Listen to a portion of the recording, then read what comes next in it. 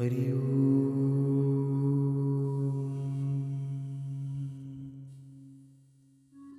श्री गणेशाय नमः। श्री सरस्वते नमः। श्री गुरु चरण कमलेभ्यो नमः। श्रीमातृपितृचरण कमलेभ्यो नमः। गजाननं भूतगणादिसेवितं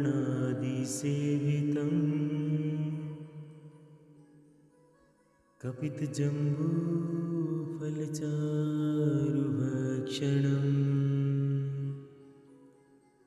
उमासुतं शोकविनाशकारकं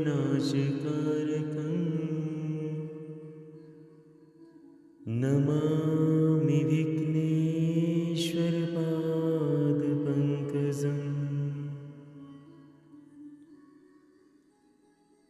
सच्चिदानन्दरूपाय विश्वोत्पत्त्यादिहेतवे तापत्रयविनाशाय श्रीकृष्णाय वयं नमः।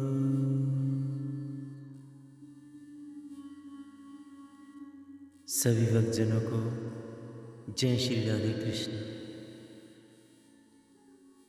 प्रिय भक्तजनों, आज हम कार्तिक महात्म्य कथा के 22वें अध्याय में प्रवेश कर रहे हैं।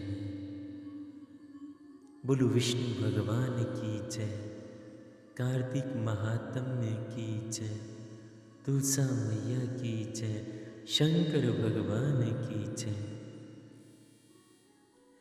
राजा पृथु ने नारद जी से पूछा, हे देवऋषि, कृपया करके अब आप मुझे ये बताइए कि वृंदा को मोहित करके फिर विष्णु जी ने क्या किया, वे कहाँ गए? जब देवता स्तुति करके मौन हो गए, शंकर जी ने सब देवताओं से कहा, हे ब्रह्मादि देवताओं, जलंधर तो मेरा ही अंश था, उसे मैंने तुम्हारे लिए नहीं मारा है। ये एक सांसारिक लीला थी।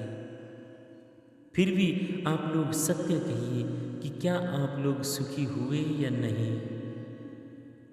तब ब्रह्मा आदि देवताओं के नेत्र हर्ष से खिल गए। उन्होंने शंकर भगवान जी को प्रणाम करके स्तुति करी और विष्णु जी का सब वृत्तांत कह सुनाया, जो कि वृंदा अग्नि में प्रवेश करके परम गति को प्राप्त हुई। देवताओं ने कहा, तभी से भगवान विष्णु जी उसकी चिता की राख को लपेटे हुए इधर उधर घूम रहे हैं। अतः आप उन्हें समझाइए, क्योंकि सारा चराचर जगत आपके अधीन है। देवताओं से ये सारा वृत्तांत जानकर शंकर जी ने उन्हें अपनी माया समझाई और कहा,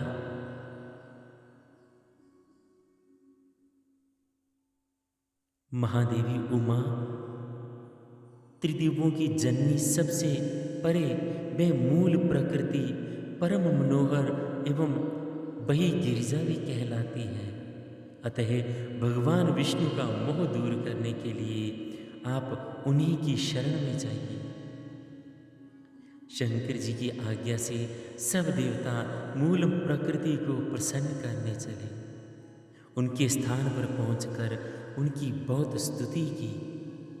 तभी आकाशवाणी हुई कि हे देवताओं, मैं ही 3 प्रकार से, तीनों गुणों से पृथक होकर स्थित, सत्वगुण से गौरा, रजोगुण से लक्ष्मी और तमोगुण से ज्योति स्वरूप हूँ। अतएव अब आप लोग मेरी रक्षा के लिए उन देवियों के पास जाओ तब वे तुम्हारे मनोरथों को पूर्ण कर देंगी। यह सुनकर सब देवता भगवती के वाक्यों का आदर करते हुए गौरी, लक्ष्मी जी और सरस्वती जी को प्रणाम करने लगे। सब देवताओं ने भक्ति पूर्वक उन सब देवियों की प्रार्थना की। उस स्तुति से तीनों देवियां प्रकट हो गईं। सभी देवताओं ने खुश होकर निवेदन किया। तब उन देवियों ने कुछ बीज देकर कहा, इसे ले जाकर वृंदा की चिता पर बो दो तो तुम्हारे सब कार्य सिद्ध हो जाएंगे। ब्रह्मादि देवताओं ने उन बीजों को ले जाकर जहां पर वृंदा की चिता थी उस भूमि में डाल दिया। उससे धात्री, मालती और तुलसी जी प्रकट हुई। विधात्री के बीज से धात्री, लक्ष्मी जी के बीज से मालती और गौरी जी के बीज से तुलसी जी प्रकट हुई। भगवान विष्णु ने ज्यों ही उन रूपवती वनस्पतियों को देखा तो वे उठ बैठे। धात्री और तुलसी ने उनसे प्रीति की।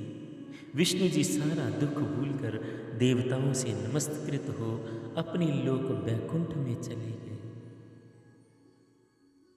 वे पहले की तरह सुखी होकर भगवान शंकर जी का स्मरण करने लगे। ये आख्यान भगवान शिव जी की भक्ति प्रदान करने वाला है। तभी से भगवान विष्णु की पूजा में तुलसी जी का महत्व और भी बढ़ गया।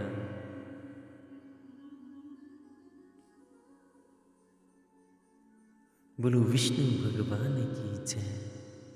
इति श्री स्कंद पुराणे कार्तिक महात्म्य कथायाम 22वां अध्याय।